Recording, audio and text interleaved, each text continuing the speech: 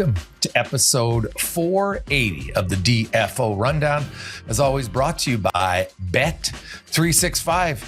Get in the game, download the app today. Of course, many of you with a little bit of nationalistic pride.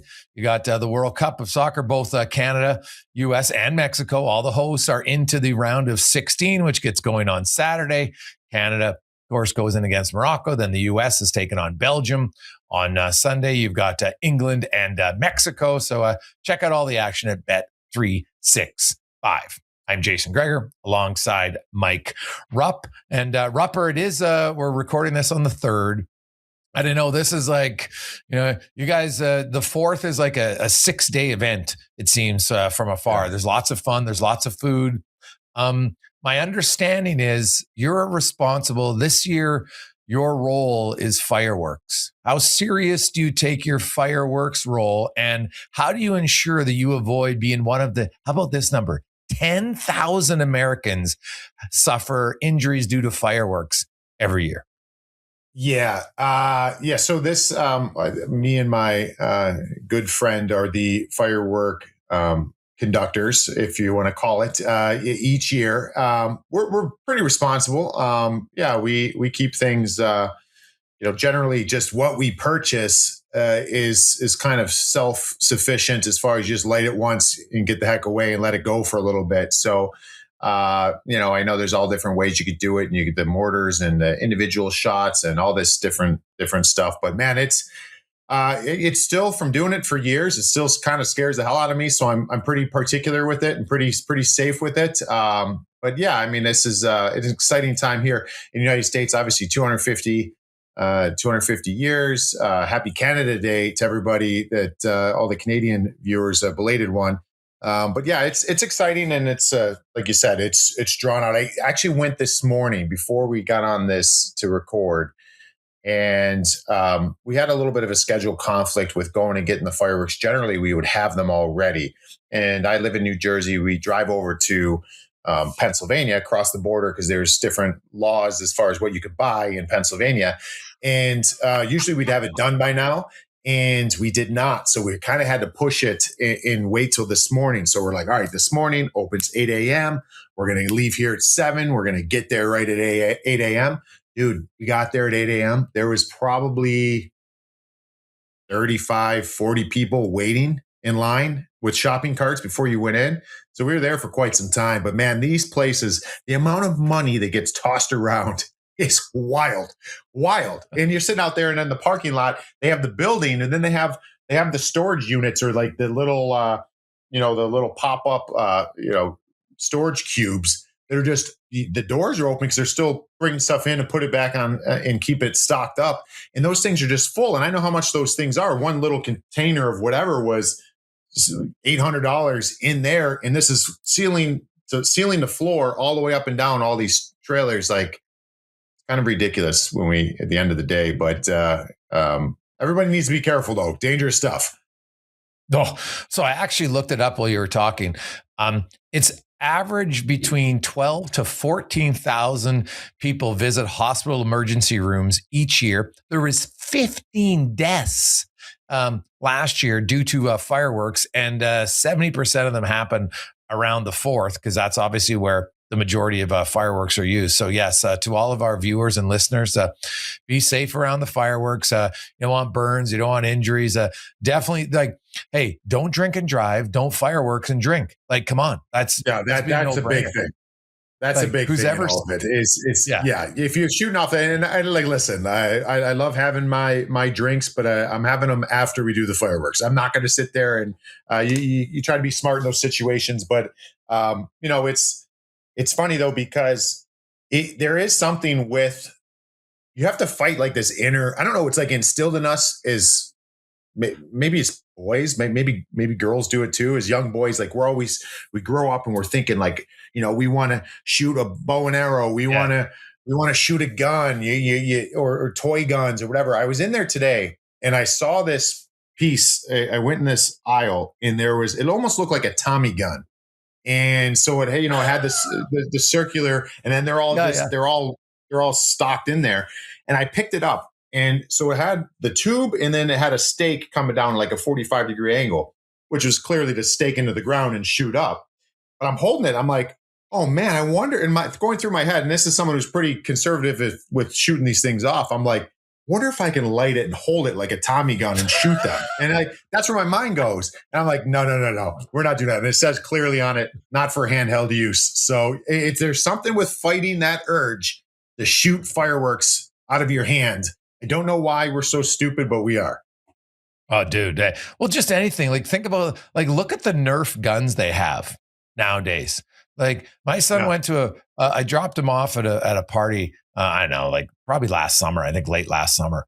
And I go there and pick him up afterwards. And you should have seen the guns they have now for Nerf games. I'm like, oh my God, like, you got like a semi-automatic thing like this. It's ridiculous. But now it's safe, like it's a Nerf gun. But when they're playing, he's just like, oh yeah, Dad, like you can just fire on guys. And I get why. It's just like there's something inherent. Like, unfortunately, some people cross the line and, need guns to do it. But, if you're doing it for fun, I can see. But yes, people have a little bit too much beer, a little bit too much whiskey, a little too much marijuana.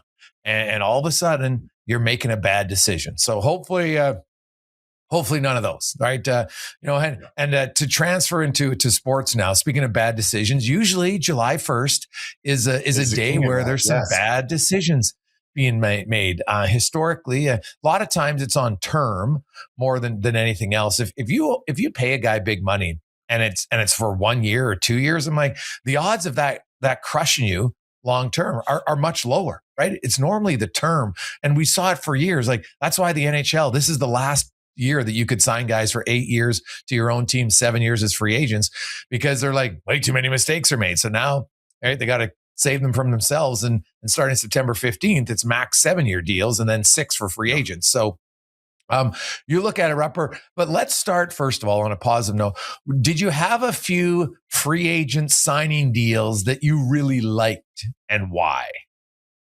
Yeah. So just to go off what you said too, it's funny. I've played with teammates who had this approach, and it's not always advised, especially by agents or advisors, to go this route, because you want certainty, you want to have a guarantee, and there is risk involved with being injured. But guys who end up taking, I always use this as an example. Ruslan Fedotenko, I played with him. He was on a 1-year deal almost every single year, but you got over market value every year. I want to say he had like 6 or 7 straight years of signing 1-year deals. And it's a great bet on yourself. He took really good care of himself physically. But you're able to, like, if you went to a team and you're valued at, I'm just making up a number, if you're valued at 2.5 million, teams care about term. So if you're like, hey, I'll go shorter, but you're going to pay me more. Instead of 2.5, you're going to give me 3.2. Teams will do that. Teams will do that in a second. You know what I mean? Because it's not as much risk depending on what team they are and where they're at in the cap situation. So you think about that over 7 years, or we used to joke around with Ruslan about it, about how much more money he made because he had that risk involved in kind of, took those 1-year deals. But some good ones. Where do I start? There's a couple defensemen that got traded that I really, really liked. And we were working at NHL Network, and we were talking about when the Nurse trade went down and you freed up that space. It was like, basically, what does Edmonton do now? And my big thing that I was kind of coming down on is, like, I don't know if I've seen enough in the past to make me feel very secure the right decisions will be made. And the one thing that jumped off came out of my mouth was, I would like for them to look at a defenseman in Ryan Shea. I think Ryan Shea is a really unique defenseman that could fill the void of a Darnell Nurse or a left shot defenseman, some decent size. You do a little bit of everything. I love his game, watching it in Pittsburgh. And that's one that I really, really like in Edmonton. I think that this is one that the numbers come in. Obviously, he had to get paid, and there was probably some other suitors out there for him. So that was fantastic. And just to throw another one in there with that the Freddie Anderson move was awesome too. So these are two. I know I've been hard on the Edmonton Oilers, maybe some of their decisions in the past. These were two that I freaking loved on July 1st or right here at free agency. The other one I got, this one was really interesting. And maybe it's these two guys, because I've been working in the last few years with covering the Penguins. I got to see these players up close and personal. But Parker Wotherspoon, him going to Vegas, this was a really, really interesting one because he's a left shot defenseman that Pittsburgh retained 50% of his salary. He was making $1 million. So Vegas is getting him at $500K. And he had, I want to say, high 30s in points last year. I want to say like 38 points, somewhere around there. He was, when we talk about Erik Karlsson being the Norris caliber defenseman that he was last year, finally gets back to that level. Parker Wotherspoon was a huge reason why. That was his D partner, and he was really, really solid. Vegas has it works out good for Pittsburgh too because they get Korczak going the other way, a little bit younger, right shot defenseman. But that was one that I really, really like for a team that's cash strapped. Getting Wotherspoon at $500K, he's a fantastic defenseman. And then the other big one for me, and this is Nashville Predators basically added an entire forward line. And beyond that even. And what I love about them is that they go out, they have that deal in place for Maverick Bourque, Ross Colton, you got Höglander, Jack Drury, Alex Kerfoot. You can go on and on. Like they made a ton of depth pieces to that team. So I thought Nashville did a great order of business as far as shoring up their depth. Okay.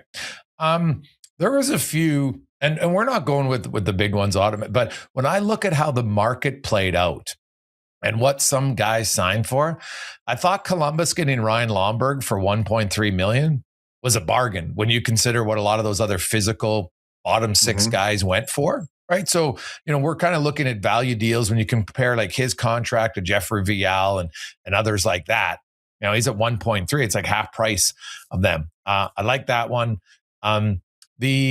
There were some that obviously, you always are like, is that going to work? There's always going to be risk reward in deals, right? And I think now, Rupper, like now that we're on July 3rd, I think we're going to see signings now that have the potential to really look to be like bargain deals, right? Like look at last year, probably the best value per contract might have been the Jack Roslovic because he only signed for $1.5 million and he scored 21 goals. Right. So now you look at guys like Anthony Mantha, Patrick Kane, Claude Giroux. Those would be the three top of my list. Now, Anthony Mantha is a fascinating case still for somebody who hasn't signed.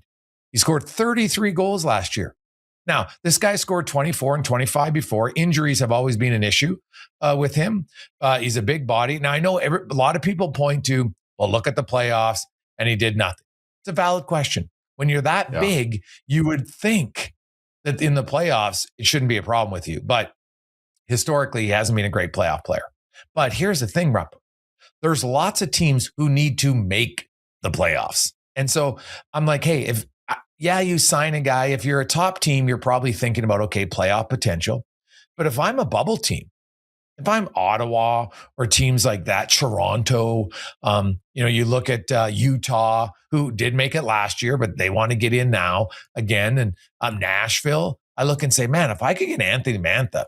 And now, I don't know what his contract ask is, but like this is a guy who signed for $5.75 million before. So he's probably going to wait. But Jack Roslovic waited and waited and waited and ended up signing for 1.5.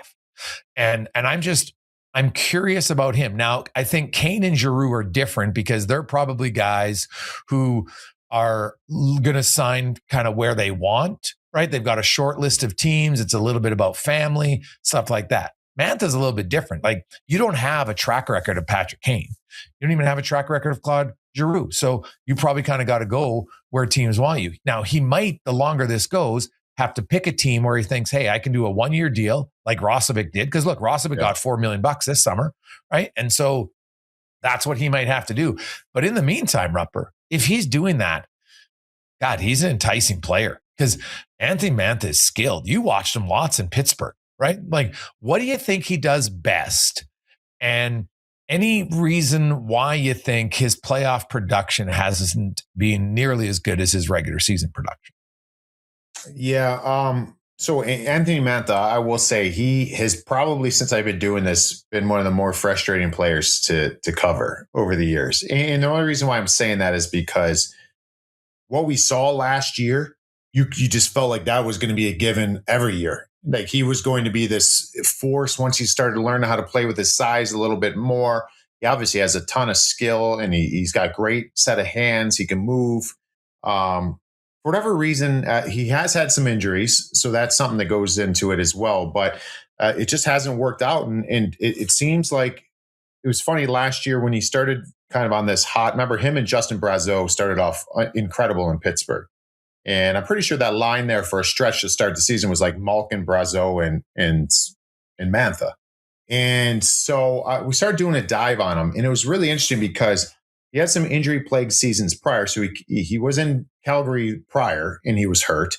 And then his last year in Washington, started looking at like some of his, even last year, his shooting percentage, and looking at different elements. Like he's kind of was trending the last 2 years prior to becoming the player that he was all season in Pittsburgh last year. So I don't think it's a fluke. Like I think his game has started to come around in some ways because he's played bigger. His forecheck game was fantastic last year. And that's something I thought he could always do a little bit better in Pittsburgh. So yeah, I wonder with a guy like that, I think so many years of kind of leaving you wanting more was maybe hurting him in some regards. But how about if you just did sign a 1-year deal? Kind of what we talked about at the beginning there. I mean, it doesn't mean you're going to have to take little money. It depends which team. But how about just the right situation? I just want the right situation for him. Like to go on a team that needs scoring winger. Like, and maybe it's a 1-year deal. If you can put up 30 again, then next summer's maybe the cap's going up again. It's going to be an opportunity for you. So I don't know. I don't know what the mindset is there. Is it wanting to get term and dollars and all that paid? Well, if it is, it's probably going to come on a team that isn't the most desirable today as far as winning. But I think there's a lot of teams, like you mentioned, intriguing. Anthony Mantha is very intriguing. I don't know why it didn't work in the playoffs. I thought Pittsburgh Penguins did not look like themselves in the playoffs. I'm not going to hang too much on that. I think this guy has come a long way, and hopefully he can find the right spot for him. Yeah, well, I'm really fascinated just to see, where he goes. Claude Giroux is an enticing player, Rupper. The guy's elite on faceoffs. And I know some people downplay the importance of faceoffs. I don't. Hey, neutral zone faceoffs, kind of whatever. I've actually had someone talk about we should have no neutral zone faceoffs. If you go offside, it should be a defensive zone faceoff. And if you want to create more offense, get rid of neutral zone faceoffs. But what the hell do you need them for other than to start the game and start the period? Do you really need them? And it was an interesting conversation to be had in regards to that. So I look at the like Claude Giroux and even Patrick Kane, right? Like Patrick Kane's obviously not the elite Patrick Kane of his time in Chicago, but do you see a team that would require either one of them? Like, I know Edmonton is looking for another winger. But I think they need a shooter, right? And I'm not sure that Mantha might be the best fit for them, but they probably don't sign him until late in the summer to say, hey, we'll Jack Rossovich you all day long if you want to take the chance, right? Because for the first time in a decade, they actually have cap space, and I think they'll try to use it wisely. But I just look at Claude Giroux, and he was in Ottawa, and they talked about his leadership and everything like that. But maybe he'll stay there. But I also wonder if those guys look at it and say, man, they don't need the money, but do they look and say Dallas, Colorado, Vegas, Carolina, those top teams and say, hey, let's go to one of the top 8 teams and see if we can take another run? Yeah. So I know that he could still re-sign in Ottawa, obviously. And yeah, I am kind of surprised that hasn't been done already, though. You know what I mean? Like you were kind of forced your hand or whatever that situation was with Brady. You're losing your captain. You lost your captain. And you're kind of flirting with losing your assistant captain on a team that we've been looking at the last 2 years, and we're waiting now to take that next step. So I don't know. I kind of figured that Giroux would be signed already. So again, he still might be. Now, when you look at teams out there, and you mentioned, I mean, that would be the biggest worrisome spot if I was a Senators fan, is like, if any of those teams, if it like a Dallas or I'm just naming the top teams, like a Dallas or Minnesota or Vegas or Colorado, those teams call, or Carolina. That Claude Giroux at this stage of the game to win a Stanley Cup, he would have to jump at that. So I don't know. It'd be interesting because I think he could be that piece. But you're right, really good on the faceoffs. He keeps himself in. His body seems to be holding up over time. He's getting a little bit older here, but he's still effective. I just think back to the playoff Claude Giroux back in the day, the series against the Pittsburgh Penguins, and I know that was a while ago, but he is a gamer. That's the one thing I always played when I played against Claude Giroux. And we were supposed to hate the Flyers. I hated the Flyers. I hated every player on that team that we played against. So it was hard for me to say positive things about him later on. But I'll tell you what, he is a gamer. The bigger the game, Claude Giroux elevates, and he's not intimidated by anything. So, it's a slippery slope, I think, for Ottawa. I think they need him back. But the longer this goes, and there might be different opportunities presented to him, Claude Giroux might end up with one of the top teams. Yeah, and I could see why he would look at that. Like, you want to stick around. If you're not like, hey, I understand why Ovechkin goes back to Washington. It's the only team he's played for. It's 22 years. And hey, the Capitals, Kyrou, Tuck, they've made some pretty big additions in the offseason. And I do want to talk about the Capitals in a second, but I'm kind of fascinated by them. When you look at the other list, though, of free agents, and because I tweeted it out yesterday, I'll say this, like the defense list is incredibly thin. It really comes down to, if you're thinking about, there's a free agent forward, right? Like, and we mentioned Mantha, Kane, Giroux. There's still Tarasenko, Jamie Benn. Like, what's going on with Dallas? Dallas has had a very odd offseason. Rupper, there's Evander Kane, Michael Bunting, Adam Henrique, David Perron, Riley Smith, some older players amongst the forward group. Logan Stanley still available. On defense, Andrew Peak, Carson Soucy, Matt Grzelcyk, guys like that. And then in goal, there's Ingram and Talbot and Rittich and, Matt Murray, etc. But I got two guys for you. Evander Kane, Jamie Benn. Now, Jamie Benn obviously has none of the, perceived, whether they're true or not, about, dressing room, ego, anything like that Kane has. But what do you make of those two guys, kind of power forwards in their prime, who are obviously older now? Do you see Jamie Benn leaving Dallas? And he did score 15 goals last year, right? In 60-some games. Would you go after a guy like that? All right, like you look at Corey Perry, everybody wants to sign Corey Perry. Guy's 41. He gets contracts every year. Is Jamie Benn going to start to be in the same boat in your eyes, or is he a different player? I just can't see him not playing in Dallas. So I don't know if this is kind of shaken out, almost like what we saw with Ovi, just kind of, let's see where this team's at, take care of what you could take care of financially with other guys, and see where we're at numbers-wise at the end. That's why I would lean that this is going with Jamie Benn. But, I mean, if I was another team, I would have reached out already for sure, because he is that type of guy. Jamie Benn can still score. He can still impact games. He's a force out there physically in the playoffs. That's a guy that's where you kind of get all your money's worth with a guy like Jamie Benn. So I don't know, man. Like, Greg's, there's something about I can't imagine him not being there. Now would it be maybe a different role? It's kind of evolved into a different role over the last number of years for Jamie Benn. I think he'd probably be good with that. But this is the captain of the team. I'd be calling, but I just have a feeling he'll be back in Dallas.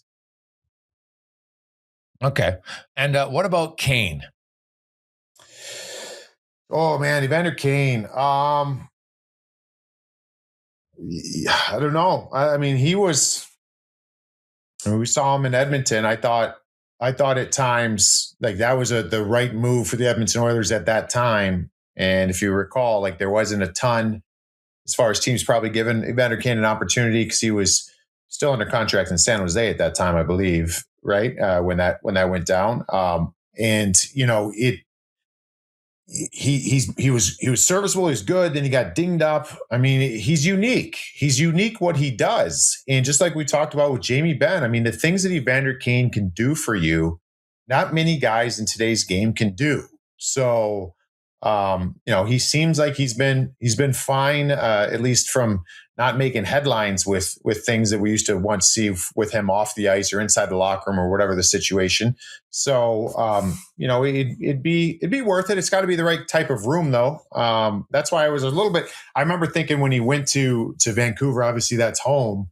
But I was like, I don't know if that's the right spot for a locker room that's got some turmoil and some kind of issues going on. I don't know if adding him right there is going to be the right thing, but.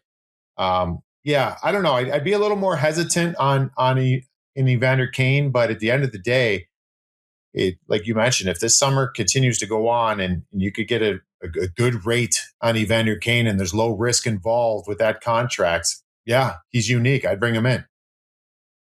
Okay.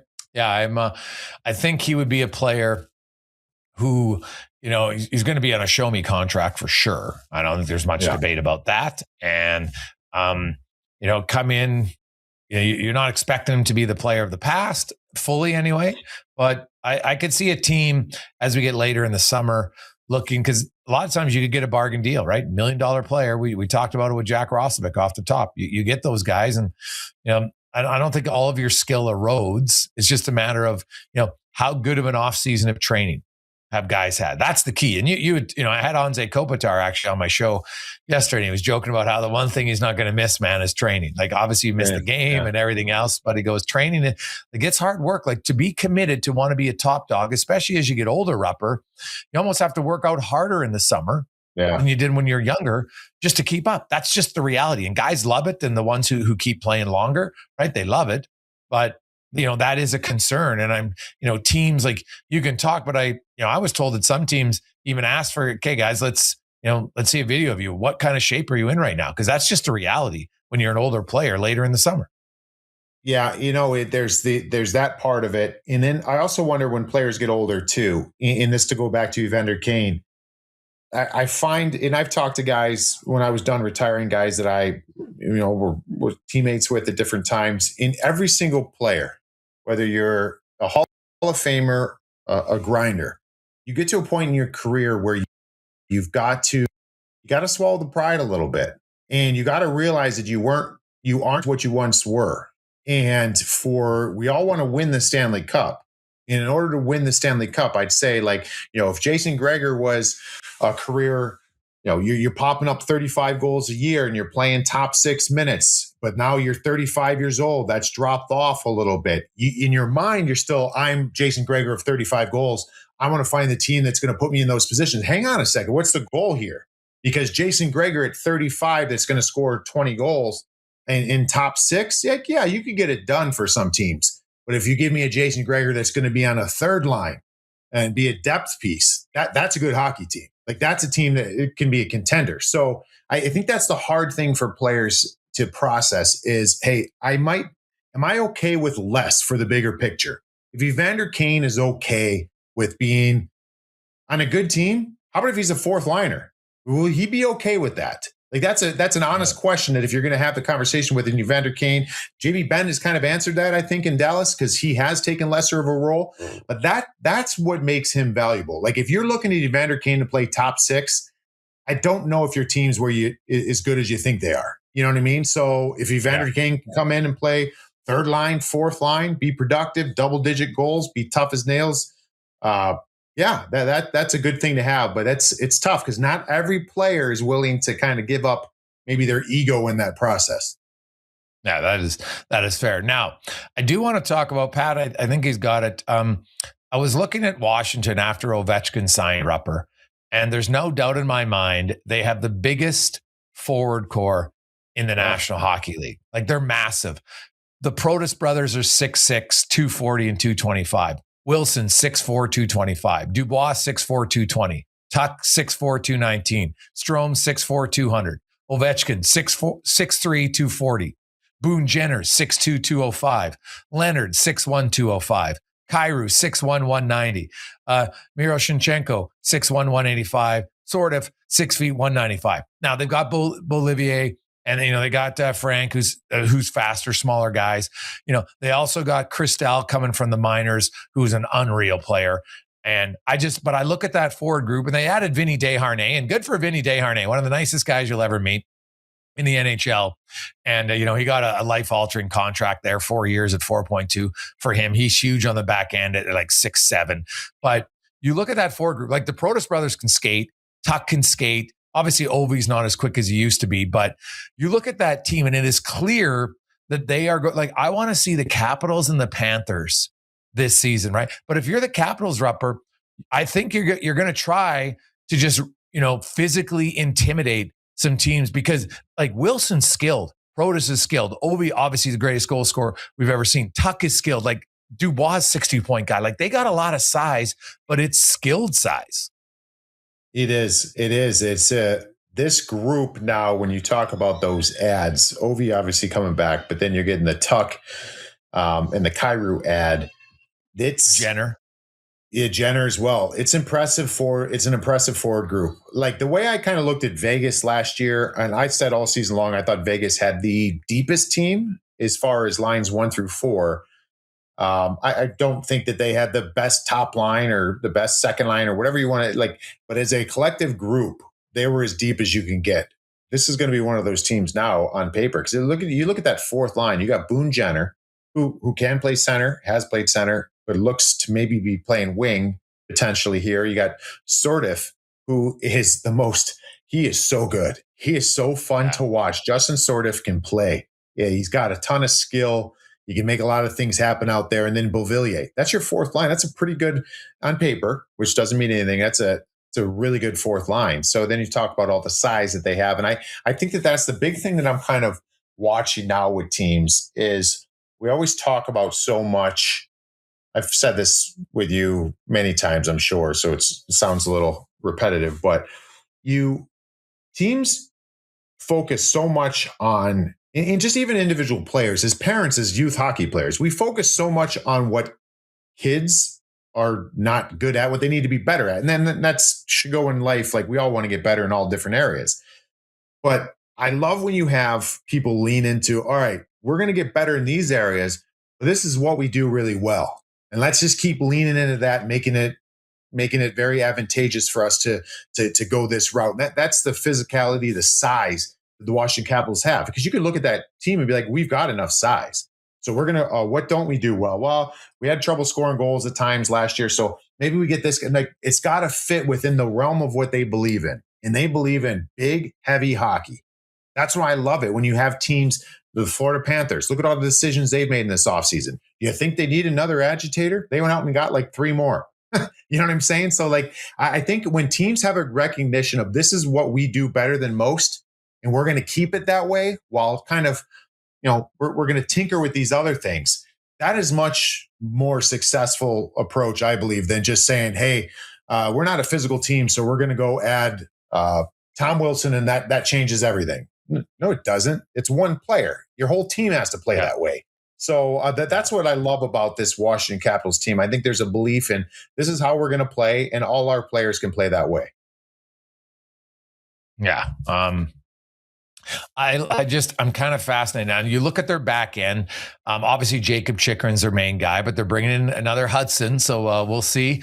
Kind of what. But I'll tell you right now, man. You're a young player, and you come in and you're Hudson, and you're just like, oh, geez. You know what? I'm going to feel very comfortable in this lineup, right? From Vinny Desharnais to Wilson to all the guys. They got Matt Roy, Chikrin, Farabee.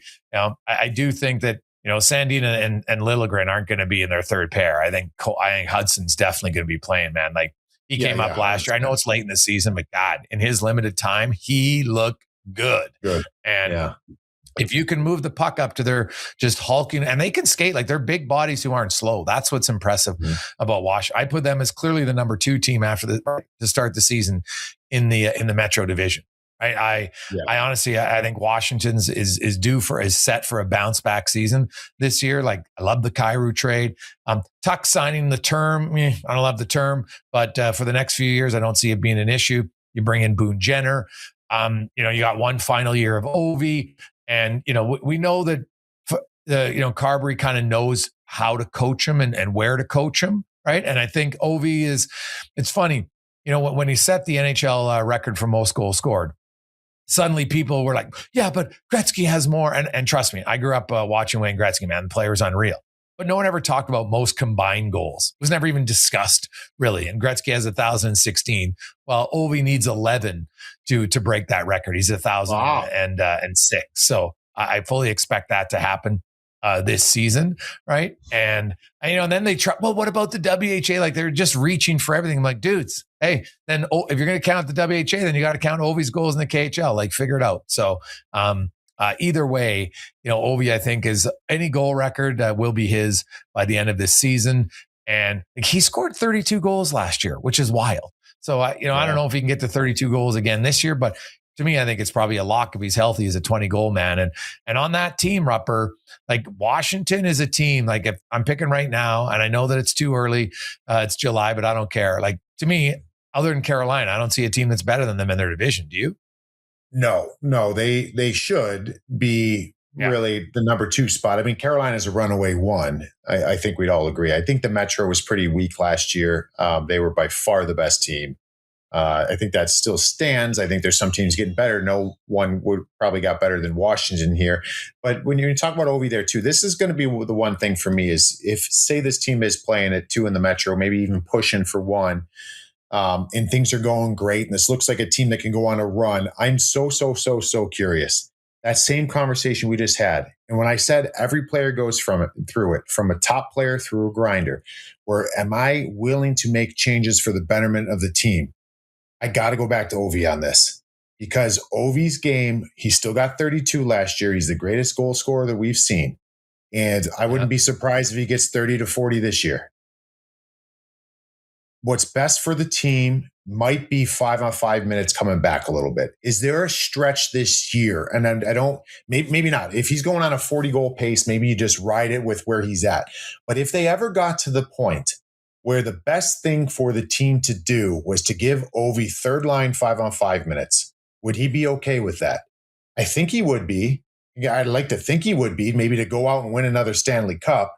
That to me feels like that's going to be a tough spot for Spencer Carberry at some point, because the fact of the matter is he's just not the player that he once was. None of us are. None of us at that stage of the game can continue to do that. Now they've got enough weapons and pieces, and they add some guys this offseason that I wonder that might rear its head at some point. I'm so curious how they're going to handle that.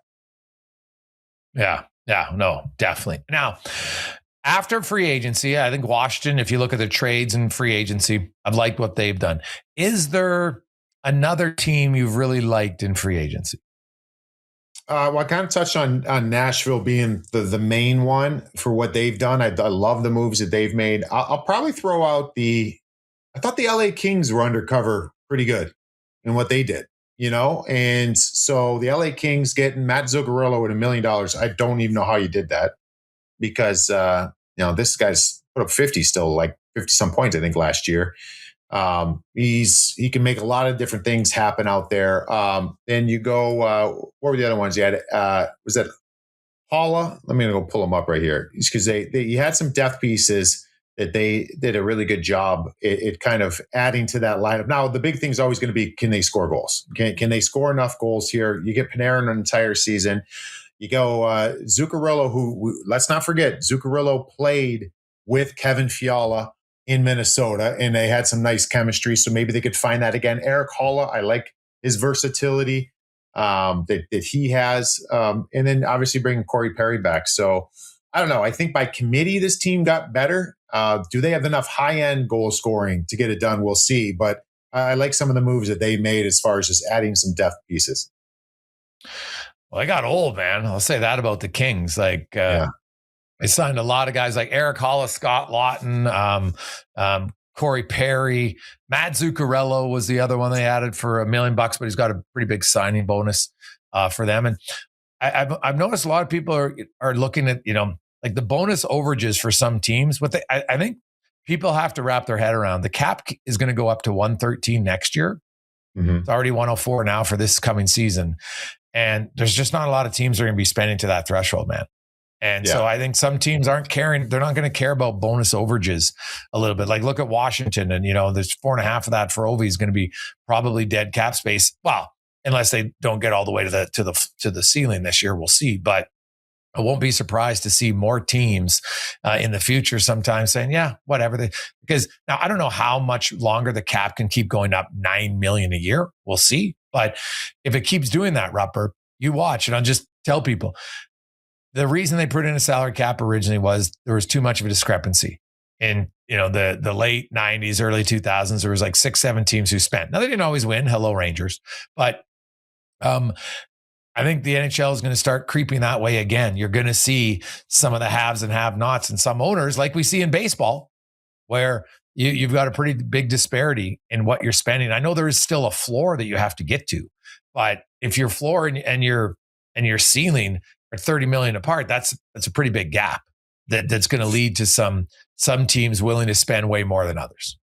Yeah, and then you're going to have, so everybody, you might have an argument saying, well, the floor is going to be moving too, and that should cover it. But it's just even this seems like there's more teams this year that need to get to the floor than we usually see. I don't know, maybe I'm wrong there. It's as far as this time of year, just needing to spend money. So if that keeps going up, like, don't think of it that way, because if you're thinking of it, it's the floor's got to come up too, so nothing changes. There's not enough. It's infusing money into the market, but there's not enough talent in the market. So you're going to have to overpay to get to the floor. Then these teams are going to be just destinations to take on bad contracts, get picks in return. Yeah. It'll start getting a little bit of a split, but this is all, it's good business, because business is good for both the league and the players. But that's something to maybe watch, because I agree with you. I think that it's just the rate that this is climbing right now it's kind of crazy. So when people are going to sit there and be like, how did this guy get this money? I mean, are you kidding me? Where this was 3 years ago? I mean, that's just the nature of the business right now. And the market kind of takes its, makes its mind of where it's going. And we're kind of along for the ride. Yeah. Because right now for this season, the salary cap ceiling is 104 and the floor is 76.9 mil. So it's $27 million difference already, right, between the floor and the ceiling. And, you've got some teams. Vegas is actually over, but once they put Pietrangelo and LTR, they're not. Toronto, Florida, they're right there. Colorado is basically right at the ceiling. And so there'll be a few other teams, and then you got the teams at the floor. And I think what will happen is some of these free agents in the summer, and we saw it in Chicago the last few years, Rupper, you'd sign a guy for 1 year at $5 million or $6 million, and good for that player. He's a veteran guy, yada, yada, yada. And so, some guys, if they want to get it, if you're a veteran player who's good in the room and who's willing to know that, hey, I'm just going to come here and be a pro's pro, knowing that the team isn't going to be that good, you can get some money. So I think that's what we're going to see moving forward when we have to get to the floor. Let's bring in Pat Puff again. The pod, Patty. How you doing, my man? Oh, I'm doing great. This is one of the most exciting times of the year, of course. And then, Canada Day, the 4th of July. So, I'm doing great. Yeah, we'll just jump right into fill in the blank today. A presentation of Bet365. The worst thing about hockey season is that at some point every year it ends. The good news at Bet365 still has plenty of games, just none that require lacing up your skates. At Bet365 Casino, you can choose between hundreds of slots, live tables, and your favorite games. Maybe your second favorite game. Must be 19 or older. Please play responsibly. I'll set you up for, you kind of talked about this a little bit already, but the easy question today, the most surprising signing for you over the last few days is blank, Greg's. I'm going to go with Jacob Trouba, because not like, I know people look at the number and I'm like, yeah, okay, the number's high, but I'm surprised that the Ducks he didn't stay there. And then you saw his price. He's like, oh, I didn't really get an offer. I'm like, and I look at Anaheim like, who's their defense right now? Right? There's not a lot out there. Like, I know that they want to save money, and it's like they're trying to prevent themselves from an offer sheet for Carlson or Cutter Gauthier, but I'm not sold that, offer sheets of that magnitude are coming. We saw the Barrett Hayton offer sheet from New Jersey, which was very strategic. And, you only have to give up a second rounder, which, hey, you'd take Barrett Hayton for a second rounder all day long, right? And Utah's in a real cap crunch now after waiting until they spend in free agency. But I'm going to go with Jacob Trouba, because Anaheim basically just let him go to a division rival who they're going to compete with for a playoff spot, and they don't have many defensemen. So I'm surprised by Trouba going from Anaheim to San Jose, and Trouba saying he basically didn't get much of an offer from the Ducks. Yeah. No, that one's good. He's going to be motivated for sure. And inside the same division, definitely Trouba would probably be at the top of that list. I'll probably stick in San Jose and just say Mason Marchment. I just think that's the one guy people are going to talk about the dollars wise. That was a lot, but this is what I always want to go back to. Is that's why it's so important, I think, for young players in the league. He's not young anymore, but just to start realizing what you do and what makes you different and lean into that more. And I think Mason Marchment's done a good job of that. As he's gotten older, he's been playing. He's got that kind of villain look to him when he's on the ice. And sometimes he's a little bit crosses the line, plays a certain way as far as gets under your skin. I mean, you watch games that are Mason Marchment, the other team wants to rip his head off. And he's had some success with scoring goals. It becomes the perfect storm. Everybody wants a guy like that. So I was a little bit surprised on what the dollars are. But this is a team in San Jose that's got to get to the floor. So that's why you talk about, Darnell Nurse. You talk about Jacob Trouba, the deal for Mason Marchment. Like these are all good things. They wanted to change their identity and be hard to play against. And they did it with conviction. So I was surprised by it, but I like it as well. Yeah, I think there's a lot of really not random, but just moves that we weren't expecting. And I think for me, I mean, selfishly, this kind of blends into my second question. As an Oilers fan, watching Frederik Andersen come over to Edmonton was a bit surprising to me. I didn't think he would be the type of guy that wanted to come up to Canada, especially this late in his career and after winning the Stanley Cup. But like I said, this blends into my second question. Selfishly, I'm curious. I wasn't expecting the Oilers to add 2 goalies, and now it looks like they're running 3 into next season. So fill in the blank. Assuming the Oilers make the playoffs, who is their starting goalie, do you think, by the end of the season, Rupp? I mean, it's got to be Freddie. I would assume it would be Freddie. I mean, the big thing that always comes into play here is not knowing the injuries. And he's obviously had that past. So I don't know. I would love to see what this – I've always thought Tristan Jarry, if you play the right way in front of him, he's a good goaltender. We haven't seen that yet in Edmonton. We haven't seen that in a little bit of time. When he was in Pittsburgh that last year before he got traded, his numbers were pretty decent. But this is the most excited I've been for this Oilers goaltending group in quite some time. Now, does that mean there's not questions? No, there's 100 questions still because of injuries and just the nature of the game. I think this team will be harder to play against just by the way they're coached. The players have recognized it. I think it'll help their goaltenders. Connor Hellebuck. No, I'm kidding. But hey, they got cap space if they wanted to do it. But no, in seriousness, I'd probably say Freddie Andersen to start the playoffs. Better question might be who's their goalie to finish the playoffs, and I would probably bet it wouldn't be Freddie Andersen. So I think I'll say that I think Edmonton is going to have be using 2 goalies in the playoffs. Yeah, I think that's fair. There might be a few teams doing that, as we even saw this year. So that's exciting. The one other team I want to ask about that I was a little surprised over at Bet365, you can see the odds on teams to make the playoffs or to miss the playoffs. And they have the Bruins at plus 320 right now, which I thought was a little bit high. So I guess my fill in the blank question would be, they have Swayman in net. They have Pasta still. If Boston wants to make the playoffs, they still need blank, Gregs. It's a good question. So their division's tough, right? Like I think most of us agree that Florida's, unless they have a run of massive injuries, are getting back in the playoffs. So you got to take somebody out of their division. And so Boston, when you look at it, like in order for them to get in, then there's 2 who have to come out. I don't think Tampa Bay's ready to come out. I don't think Montreal's ready to come out. Buffalo, I don't think so. So Ottawa, I think they're right for the picking in there. Toronto feels like they've improved. So for me, Boston, what do they have? They would need 2 players outside of Pasternak, outside of their top 3 best players to have career years. Can't be Swayman, it can't be Pasternak because they probably have to have close to career years anyway. 100 points again for Pasternak for them to be in. I think they're going to need to have 2 big surprise seasons to make the playoffs. Yeah, I agree. I do like that bet though. So what do you say? Plus 220? I mean, 320. it's 320, even better.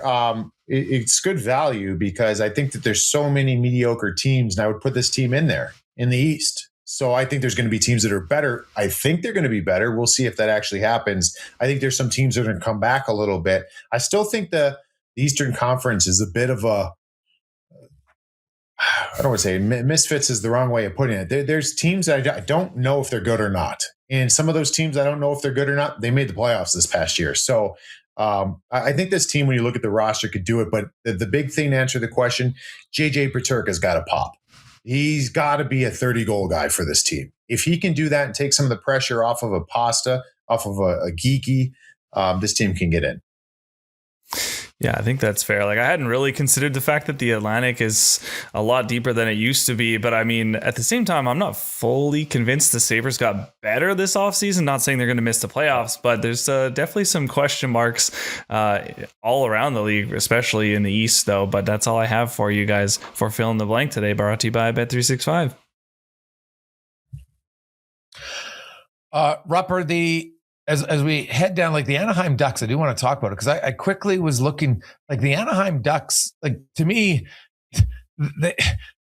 they've got to improve their defense here. Like this is a no-brainer for me. Like you look at their back end, and like I guess they got Jensen, but Jackson Lacombe, Minchikov, Drew Helson, Ian Moore, Tyson Hines had a really good playoff, kind of quiet player, but like I'm stunned for a team that's still competing with Edmonton and Vegas.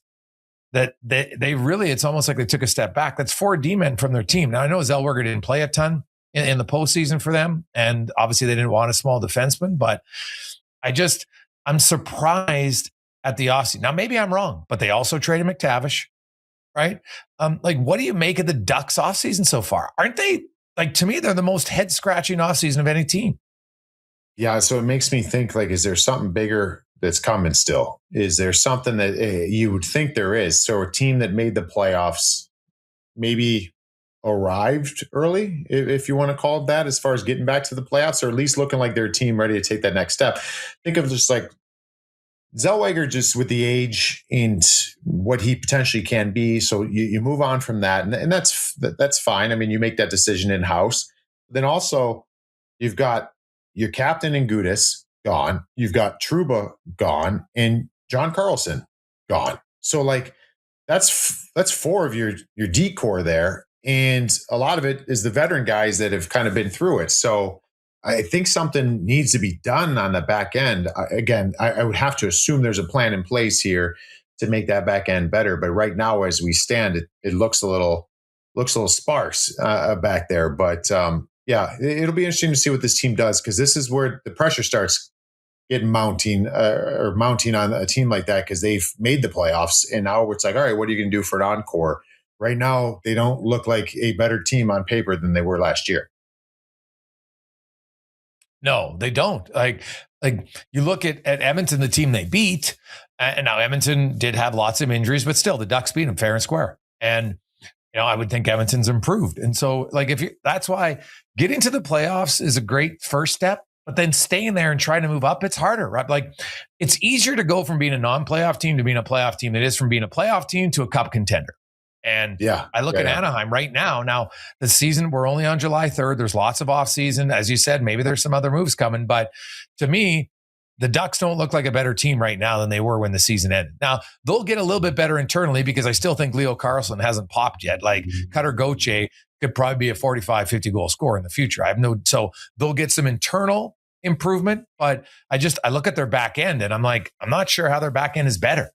I really don't think so. So now they do have Jackson Lacombe. He's a legit number 1. Make no mistake. Like that guy is good, but you need more than one guy. And that's kind of what I'm going to be watching about for them, just to see what Pat Verbeek's going to do here. And the other thing, Rupper, right or wrong, there's been lots of contract struggles and negotiations in Anaheim with him as the GM. Yeah, but you look, and I have it pulled up right here, just their cap space. They got a ton. They don't even have they don't have a full roster even signed right now as far as moving forward this season. Looks like they got 10 forwards, 5D, 2 goalies. So you got some work to do there. Tons of cap space. So I don't know, but there's not a ton of names out there. You know what I mean? The forward position, when I look at them, I feel like the forward position is pretty well set. So it's on the back end. They are not done here. So we'll see how they spend that money. Yeah, it should be interesting. Well, Rupper, what's on the menu for the 4th? That's the neighbor's job. I got the fireworks. They get the food. They get the food, but it's a great Italian family. So it's always great eating. So it'll be a blast. It's gonna be hot though. I don't know what like 103 is Celsius. What 103 is, the translation from Fahrenheit to Celsius, but it's tough right now. It's really, really bad, dude. You can't even go outside right now. So that's what it looks like it's going to be tomorrow.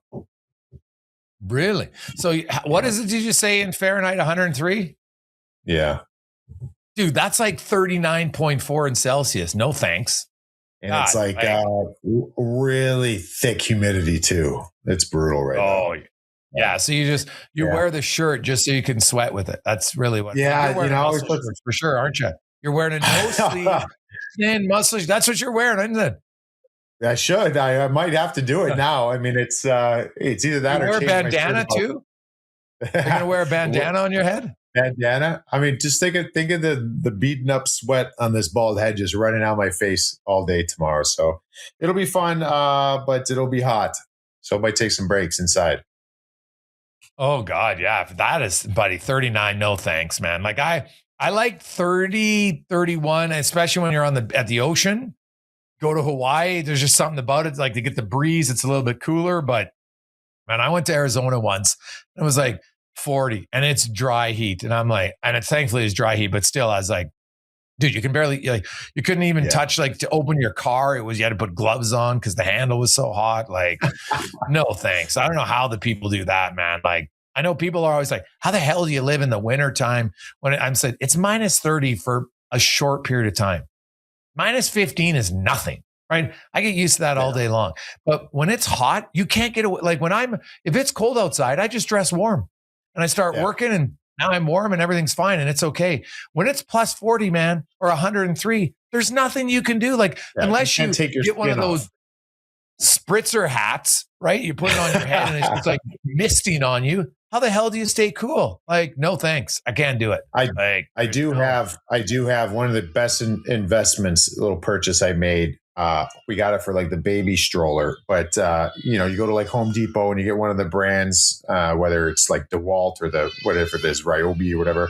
And it has the batteries that you pull out and charge. It's a little fan, but it has a little container in it too. So it's for like job sites, but I clamp it on the stroller, but I've been carrying it around too, because you can throw the water. There's a little water reservoir in there and it just mists all day. So I'm going to be walking around that thing, just misting, trying to stay cool. It's going to be a hot one, but we'll enjoy it. That is hot. Well, happy 4th to all of our American viewers. And of course, a happy belated Canada Day to all the Canadians. Have a great weekend. And we'll see if there's some free agency signings. I'm watching the Claude Giroux, excuse me, to see where he goes. I do have a suspicion that I think he might be signing on one of the top teams that he views as maybe a legit contender. So we'll see. Same with Patrick Kane, man. And then Anthony Mantha. When we talk next, Rupper, in a few weeks, if he's still a free agent, I think somebody might be looking at a Jack Rossovic 1-year deal potentially. So we'll see. That's the rundown. Always brought to you by Bet365. Have a great weekend. Hey, hockey fans, if you enjoyed that video, then make sure you hit the subscribe button right here on the Daily Faceoff YouTube. We have you covered for everything you need. Exclusive interviews on The Sheet with Jeff Merrick, all the latest hockey news on Daily Faceoff Live, and you can always get your morning started with Johnny Lazarus and Colby Cohn on Morning Cup of Hockey. Don't miss a minute. Hit that subscribe button.